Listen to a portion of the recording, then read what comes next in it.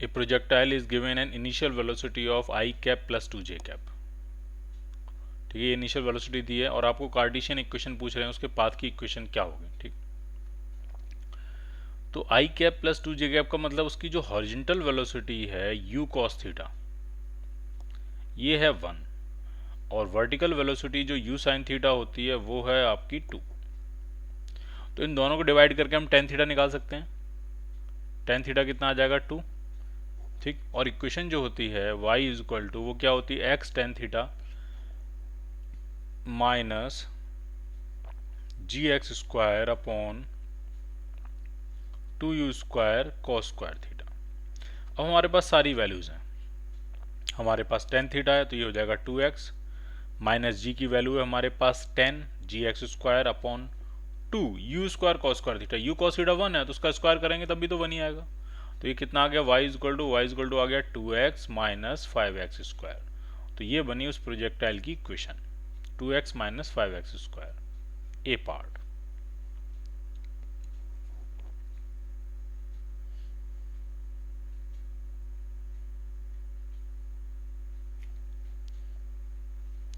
The range of a projectile is same when its maximum heights are h1 and h2। इसका मतलब एक maximum height होगी theta के corresponding और एक मैक्सिमम हाइट होगी आपकी 90 माइनस थीटा के करस्पॉन्डिंग। ठीक, रेंज दोनों केसेस में सेम है, एक एंगल ऑफ प्रोजेक्शन थीटा है और एक है आपका 90 minus theta.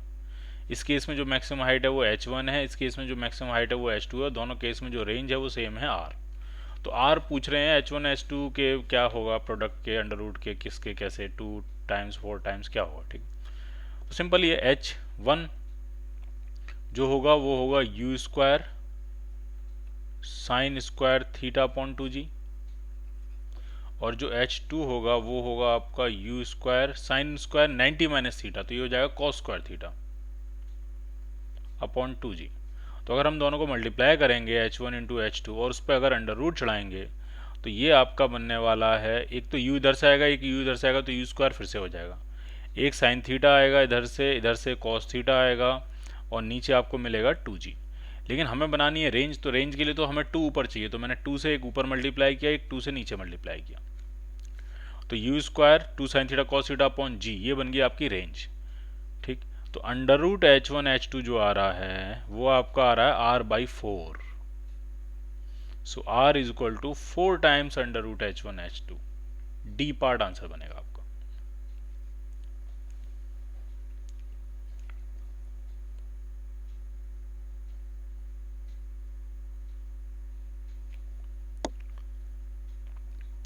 The stone is thrown at an angle theta to the horizontal, reach से maximum height of capital H। Time of flight पूछ रहे हैं कि कैपिटल एच के टर्म्स में क्या होगा, तो बहुत ही आसान है। कैपिटल एच जो होगा वो हो जाएगा u साइन थीटा का होल स्क्वायर अपॉन 2g। ठीक, और जो टाइम ऑफ फ्लाइट होती है वो होती है 2 times u sine theta upon g। ठीक, तो हम u साइन थीटा की वैल्यू डालते हैं यहाँ से, तो u साइन थीटा की वैल्यू अगर आप देखोगे तो अंडर रूट 2gh आएगी, अंडर रूट 2gh, तो वो यहाँ डाल देते हैं। तो टाइम ऑफ फ्लाइट जो आएगा वो आएगा 2 अपॉन जी टाइम्स अंडर रूट 2gh। तो अगर इसको थोड़ा सा सेटल करेंगे तो ये आ जाएगा 2 times under root 2h upon g. So the answer will be B part. 39, एक cricketer can throw a ball to a maximum horizontal distance of 100 meter. दूर से दूर 100 मीटर फेंक सकता है, तो 45 के एंगल पे फेंका होगा। अब अगर इसी में पूछा जाए कितना ऊपर गई होगी हाइट, तो वो r/4 होगी, और अगर अलग से फेंकेगा तो वो r/2 होगी। ठीक, with the same speed how much high above the ground can the cricketer throw the same ball. ठीक, उसी बॉल को फेंकना है, उसी स्पीड से फेंकना है और ऊपर फेंकना है, तो कितना ऊपर तक फेंक सकता है। ठीक है, तो अलग से फेंकेगा वो। ठीक है, तो वो क्या आंसर बनेगा, r/2। So the answer will be 50 metre.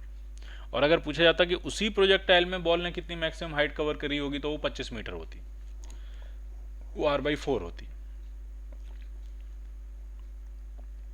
The speed of a projectile at its maximum height is √3/2 times it's initial speed.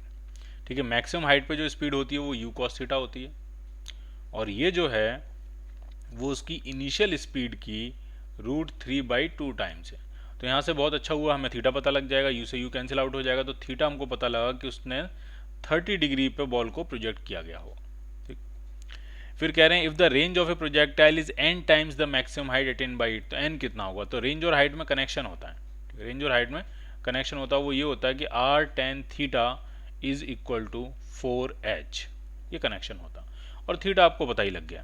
ठीक है, तो r tan 30 कितना होगा 1/√3 इज इक्वल टू 4h। तो जो r आ रहा है आपका वो 4√3 टाइम्स h आ रहा है। तो अगर आपसे यही कह रहे हैं कि जो रेंज है वो n टाइम्स है मैक्सिमम हाइट की, तो जो n की वैल्यू है वो कितनी आएगी, वो आएगी आपकी 4√3। C part, a body is projected at 60 degree with the ground, it covers a horizontal distance of 100 meter. If the same body is projected at 60 degree with the vertical with the same velocity, जब 30 degree 60 degree ground से फेंका तो horizontal distance horizontal range cover करी 100 meter.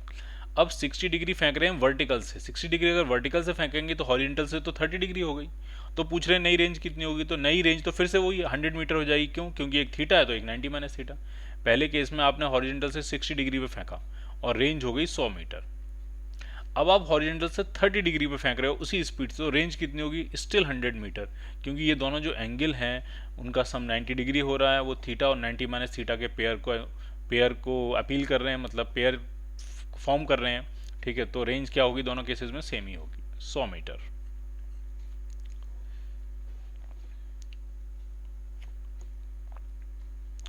Two paper screen A and B are separated by 150 metre.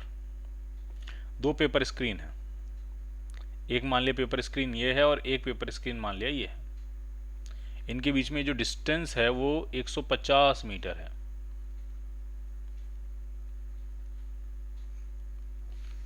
एक 150 metre distance है। ठीक है, ये bullet pierce A and B, एक बुलेट फायर करिए वो पहले ए स्क्रीन को पियर्स करके जाती है, फिर बी को जाके पियर्स करती है।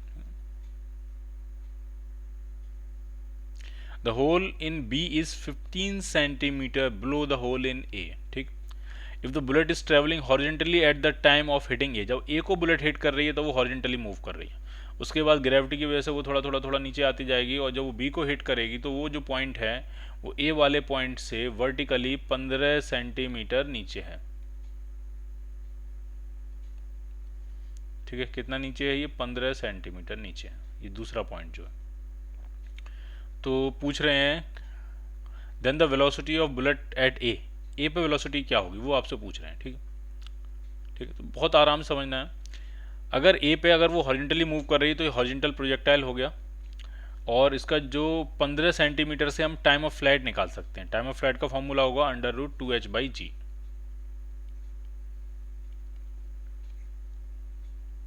h कितना है 0.15 और g की वैल्यू कितनी है 10। ठीक है, तो ये आपका मल्टीप्लाई आके आ जाएगा √0.3/10। अगर हम पॉइंट हटाएंगे तो यहाँ पे क्या हो जाएगा आपका 100, तो ये आपका आ जाएगा √3/10 सेकेंड्स, ये होगी टाइम ऑफ फ्लाइट। अब इतनी देर में उसने हॉरिजेंटल में कितनी डिस्टेंस ट्रेवल करी है, तो वो 150 मीटर ट्रेवल करी है। तो जब वो यहाँ से निकला होगा तो उसके पास स्पीड कितनी होगी u, वो हम फाइंड कर सकते हैं। तो u इंटू टाइम √3/10 जो है ये 150 के बराबर होना चाहिए। Horizontal speed into time of flight is equal to horizontal range या डिस्टेंस, जो भी आप कहना चाहो इसको। तो जो u आएगा वो आपका आ जाएगा 1500/√3, मतलब ये आ जाएगा 500√3 मीटर पर second. So the answer will B D part.